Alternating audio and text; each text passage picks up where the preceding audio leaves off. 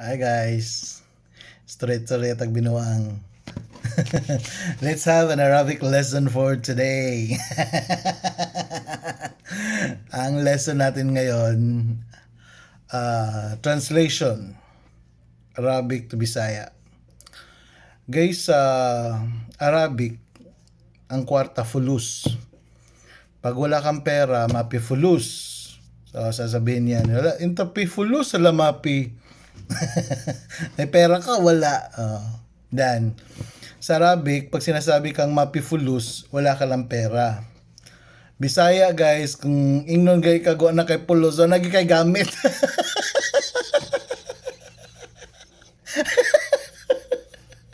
Sa Arabic, pwede pa ka maggamit ha. Mapifulus. Mapi salary, mapifulus ko. Kung why sweldo, why kwarta. Pag abot sa Bisaya, pag mapipulos, basurahan.